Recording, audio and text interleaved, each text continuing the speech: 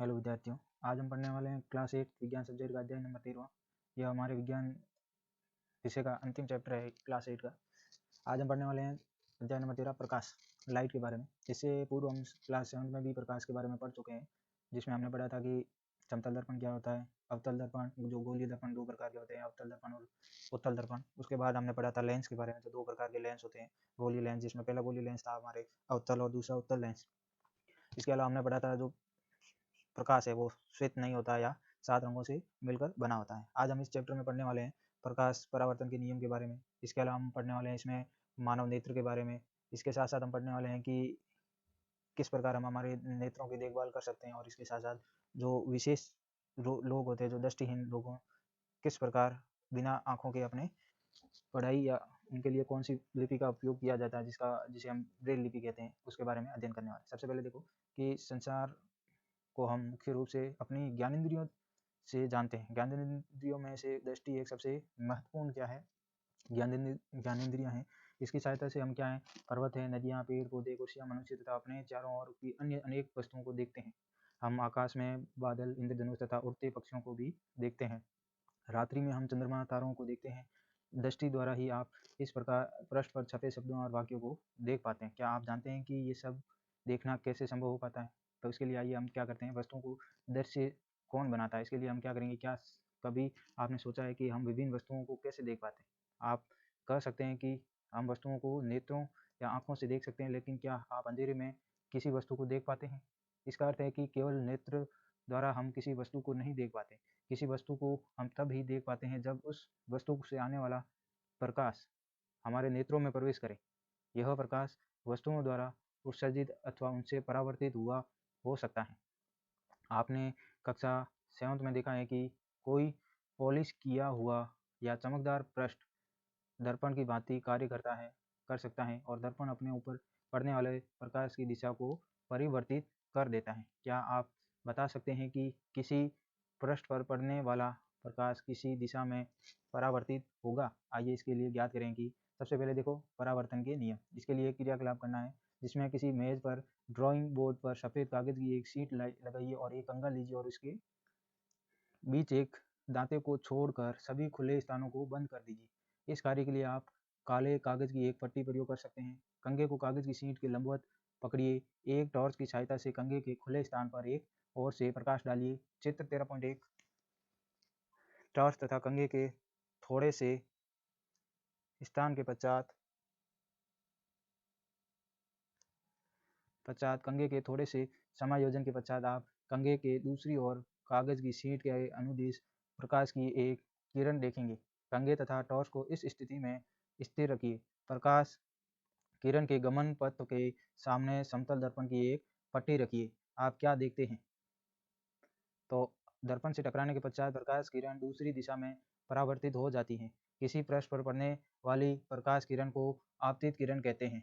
पृष्ठ से परावर्तन के पश्चात वापस आने वाली प्रकाश की किरण को परावर्तित किरण कहते हैं। तो देखो, आप जब कभी अगर कोई प्रकाश की किरण किसी परावर्तक पृष्ठ या कांच पर आती हुई प्रतीत होती है या आती है, उस किरण को हम आपतित, और टकराने के बाद जब वो प्रकाश किरण गुजरती है या लौट जाती है, तो उस किरण को हम परावर्तित किरण कहते हैं। ठीक है।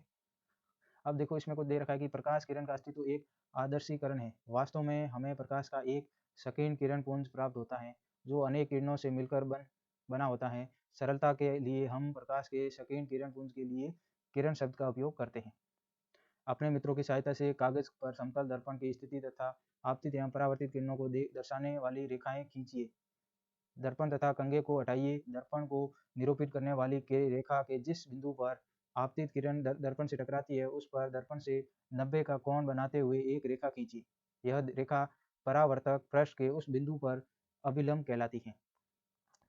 आपतित किरण तथा अभिलंब के बीच के कोण को आपतन कोण I कहते हैं, और परावर्तित किरण तथा अभिलंब के बीच के कोण को परावर्तन कोण R कहते हैं।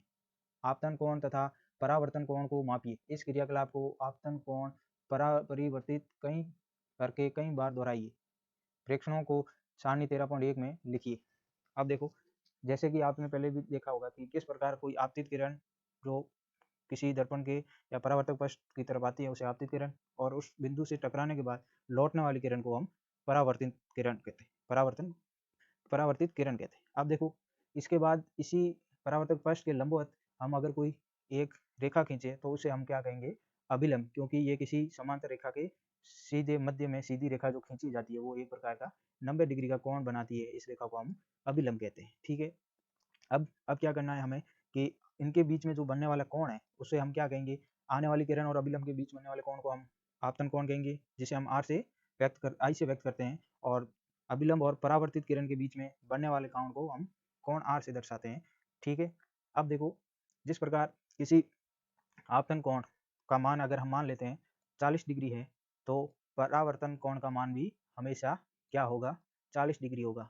ये परावर्तन का दूसरा नियम है। सबसे पहला नियम तो क्या है कि आपतन पर आपतित किरण, अभिलंब और परावर्तित किरण तीनों ही एक ही पृष्ठ पर स्थित होते हैं। दूसरा क्या होगा, कोण आई बराबर कोण आर के बराबर होगा। अगर किसी कोण का मान 50 डिग्री है तो परावर्तन कोण का मान भी 50 डिग्री होगा। ये परावर्तन के दूसरे नियम पर आधारित है। अब देखो अगर किसी कोण का मान 45 डिग्री है तो परावर्तन कोण का मान भी 45 डिग्री होगा।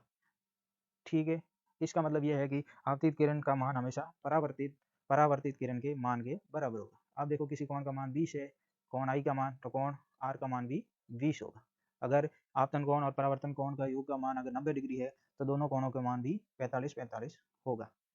ठीक है, अब देखो क्या आप आपतन कोण तथा परावर्तन कोण के बीच कोई संबंध देखते हैं? क्या ये दोनों लगभग बराबर है? यदि क्रियाकलाप सावधानीपूर्वक किया जाए तो यह देखा जाता है कि आपतन कोण सदैव परावर्तन कोण के बराबर होता है। यह परावर्तन के नियमों में एक है। आइए परावर्तन से संबंधित एक क्रियाकलाप करें।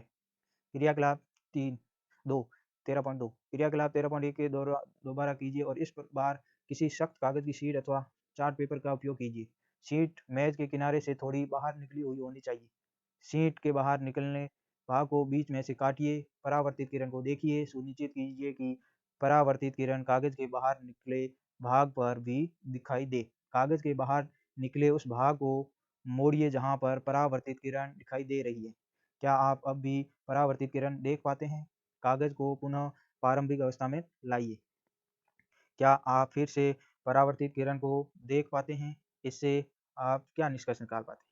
जिस प्रकार आपको दिखाई दे रहा है कि एक टॉर्च, एक कागज की शीट, कंघे की सहायता से और उसके बाद एक परावर्तक दर्पण के पर जब आपको इस कंघे के एक सिरे से जब पतली झिल्ली के रूप में प्रकाश निकलता है और आपतित होते हुए प्रकाश की किरण जब दर्पण से टकराती है तो टकराने के बाद वापिस परावर्तित होती हुई किरण के रूप में दिखाई दे रही है। ठीक है, इसी में भी ये इस प्रकार दिखाई देती है। तो इसका मतलब क्या है कि आपतित किरण, परावर्तित तथा आपतन जिस बिंदु से टकराने के बाद लौट रही है उस पर अभिलंब एक ही तल पे तीनों स्थित होते हैं। अब जब मेज पर कागज की पूरी शीट फैलाते हैं तो यह एक तल को निरूपित करती है। आपतित किरण, आपतन बिंदु पर अभिलंब तथा परावर्तित किरण ये सभी इसी तल में होते हैं। जब आप कागज को मोड़ देते हैं तो आप एक नया तल बना देते हैं जो उस तल से भिन्न होता है जिसमें आपतित किरण तथा अभिलंब स्थित हैं। तब आप परावर्तित किरण नहीं देख पाते। यह क्या निर्देशित करता है? यह दर्शाता है कि आपतित किरण आपतन बिंदु पर अभिलंब तथा परावर्तित किरण ये सभी एक तल में होते हैं। यह परावर्तन का एक अन्य नियम है। पहली तथा बुजो ने उपरोक्त क्रियाकलाप टॉर्च के स्थान पर सूर्य को प्रकाश स्रोत के रूप में उपयोग करके कक्ष के बाहर किए। आप भी प्रकाश स्रोत के रूप में सूर्य का उपयोग कर सकते हैं। इन क्रियाकलापों को किरण वर्ण रेखा उपकरण का उपयोग करके भी किया जा सकता है। यह उपकरण राष्ट्रीय शैक्षणिक अनुसंधान और प्रशिक्षण परिषद NCERT द्वारा निम्नलिखित में उपलब्ध है। अब बुजो को याद आया कि उसने कक्षा 7 में समतल दर्पण द्वारा बने किसी वस्तु के प्रतिबिंब के कुछ लक्षणों का अध्ययन किया था। पहली ने उससे उन लक्षणों का स्मरण करने के लिए कहा। क्या प्रतिबिंब सीधा या उल्टा? क्या प्रतिबिंब का साइज वस्तु के साइज के बराबर था? क्या प्रतिबिंब दर्पण के पीछे उतनी ही दूरी पर दिखाई दिया था जितने उस दूरी पर वस्तु दर्पण के सामने रखी थी? क्या प्रतिबिंब को पर्दे पर प्राप्त किया जा सकता था? आइए निम्न क्रियाकलाप से समतल दर्पण द्वारा प्रतिबिंब बनने के बारे में कुछ और अधिक समझें। क्रियाकलाप 13.3 समतल दर्पण PQ के सामने एक प्रकाश स्रोत O रखा गया है। दर्पण पर दो किरणें O और A तथा OC आपतित हो रही है। क्या आप परावर्तित किरणों की दिशा ज्ञात कर सकते हैं? समतल दर्पण PQ के पृष्ठ के बिंदुओं A तथा C पर अभिलंब खींची, फिर बिंदुओं ए तथा सी पर परावर्तित किरणें खींची। आप इन किरणों को कैसे खींचेंगे? परावर्तित किरणों को क्रमशः ए, बी तथा सी, डी से निरूपित कीजिए। इन्हें आगे की ओर बढ़ाइए, क्या ये मिलती है? अब इन्हें पीछे की ओर बढ़ाइए, क्या अब ये मिलती हैं? यदि ये मिलती हैं तो इन बिंदुओं पर आई अंकित कीजिए। क्या परावर्तित किरणें ई पर स्थित हैं? चित्र 13.5 पर स्थित किसी दर्शक के नेत्र को बिंदु आई से आती प्रतीत होती है, क्योंकि परावर्तित किरणें वास्तव में आई पर नहीं मिलती बल्कि मिलती हुई प्रतीत होती हैं। इसलिए हम कहते हैं कि बिंदु ओ का आभासी प्रतिबिंब आई पर बनता है। आप कक्षा 7 में पढ़ चुके हैं कि इस प्रकार के प्रतिबिंब को पर्दे पर प्राप्त नहीं किया जा सकता। ठीक है, अब देखो समतल दर्पण द्वारा बनने वाले प्रतिबिंब आभासी क्यों होते हैं? तो आपने देखा होगा, मान लेते हैं कोई वस्तु ओ है और उससे कोई प्रकाश टकरा के परावर्तित होकर जब समतल दर्पण पे पड़ता है और वहाँ से हमारी आंखों तक पहुँचता है और उसके द्वारा बनने वाला जो प्रतिबिंब है वो हमें उसके पीछे मिलता हुआ प्रतीत होता है, लेकिन वास्तव में नहीं मिलता है। जिसलिए हमें लगता है कि ये वस्तु जो ओ है वो हमें आई के रूप में अंदर की तरफ उतनी ही दूरी पर दर्पण से जितनी दूरी पे वस्तु दर्पण के आगे है वो दिखाई देती हुई प्रतीत होती है। और यही आभासी नियम है। आभासी प्रतिबिंब भी वही होता है जिसमें कोई दर्पण प्रतिबिंब का जो प्रतिबिंब है वो वास्तविक रूप से पर्दे पर प्राप्त नहीं होता है। तो ऐसे जो प्रतिबिंब है वो आभासी प्रतिबिंब के उदाहरण। अब देखो आप स्मरण कर सकते हैं कि दर्पण द्वारा बने जो प्रतिबिंब है वह वस्तु का जो बायां भाग है दाईं ओर तथा दायां भाग बाईं ओर दिखाई पड़ता है। इस परिघटना को पार्श्व परिवर्तन कहते हैं। अब देखो परावर्तन के जो दो नियम हैं जिसे हम नियमित तथा विसरित परावर्तन कहते हैं। क्या है? इसके लिए एक क्रियाकलाप दे रखा है कि कल्पना कीजिए कि चित्र 13.6 में दर्शाए अनुसार किसी अनियमित पृष्ठ पर समांतर किरणें आपतित होती हैं। याद रखिए पृष्ठ के प्रत्येक बिंदु पर परावर्तन के नियम मान्य है। विभिन्न बिंदुओं पर परावर्तित किरणों की रचना करने के लिए इन नियमों का उपयोग कीजिए। क्या ये परावर्तित किरणें एक दूसरे के समांतर है? आप पाएंगे कि ये किरणें भिन्न भिन्न दिशाओं में परावर्तित होती हैं। देखो जो अनियमित पृष्ठ है, ऊबड़ खाबड़ या खुरदरी सतह है, उस पे कोई अगर प्रकाश की किरण टकराती है तो टकराने के बाद वो परावर्तित आपतित और परावर्तित किरण के बीच का जो कोण है वो क्या होता है? बराबर नहीं होता या अनियमित होता है। तो ऐसे जो परावर्तन को हम क्या कहते हैं? विसरित परावर्तन। इसकी परिभाषा ये है कि जब सभी समांतर किरणें किसी खुरदरे या अनियमित पृष्ठ से परावर्तित होने के पश्चात समांतर नहीं होती है तो ऐसा परावर्तन को हम विसरित परावर्तन कहते हैं। याद रखिए कि विसरित परावर्तन में भी परावर्तन के नियमों का सफलतापूर्वक पालन होता है। प्रकाश का विसरण गत्ते जैसे विषय परावर्तित पृष्ठ पर अनियमितताओं के कारण होता है। इसके विपरीत विपरीत दर्पण जैसे चिकने पृष्ठ से होने वाले परावर्तन को नियमित परावर्तन कहते हैं। नियमित परावर्तन द्वारा प्रतिबिंब चित्र में दे रखा है। जैसे कि इसमें आने वाले जो समतल सतह है या चिकनी पृष्ठ है, परावर्तक पृष्ठ है, उस पे आने वाले आपतित किरण और परावर्तित किरण के जो मान होगा वो समान होगा और आने वाले आपतित किरण और परावर्तित किरण भी समान रूप से कौन बनाएगी।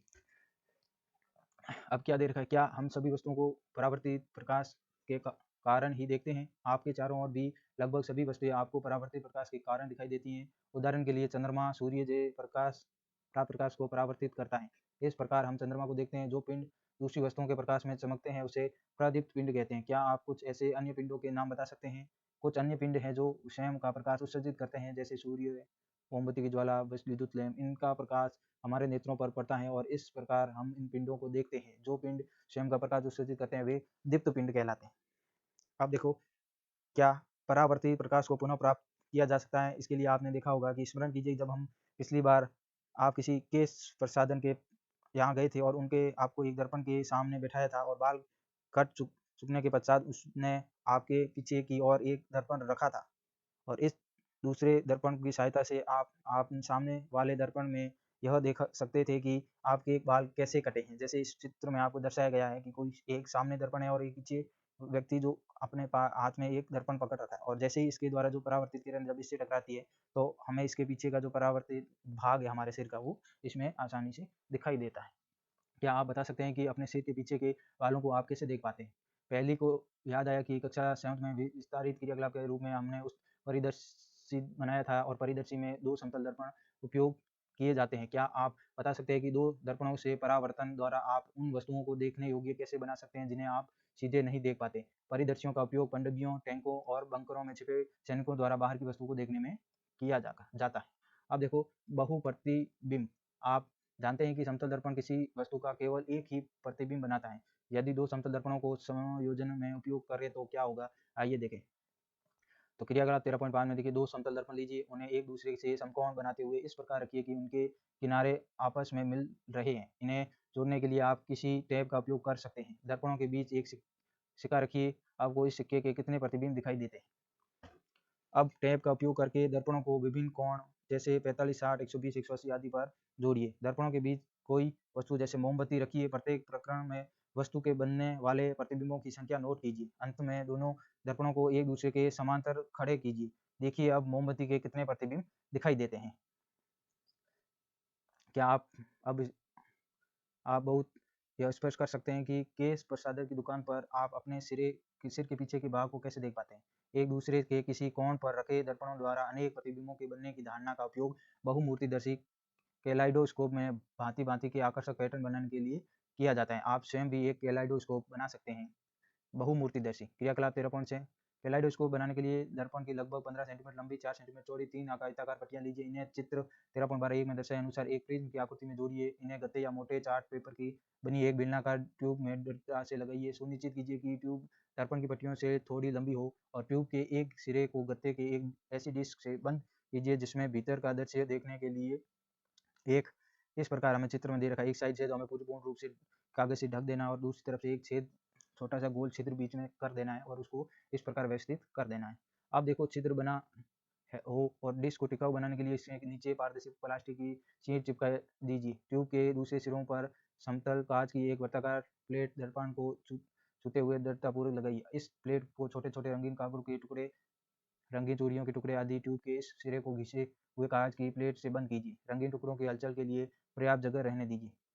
आपका कैलाइडोस्कोप तैयार है। अब आप छिद्र से झांकते हैं तो आपको ट्यूब में भांति भांति के पैटर्न दिखाई देते हैं। कैलाइडोस्कोप की एक रोचक विशेषता यह है कि आप कभी भी एक पैटर्न दोबारा नहीं देख पाएंगे। प्राय दीवारों वाले कागजों तथा वस्त्रों के डिजाइन बनाने वाले तथा कलाकार कैलाइडोस्कोप का उपयोग कर नए नए पैटर्न की कल्पना करने के लिए करते हैं। अब अपने खिलौनों को आकर्षक बनाने के लिए आप इस पर रंगीन कागज चिपका सकते हैं। आप देखो प्रकाश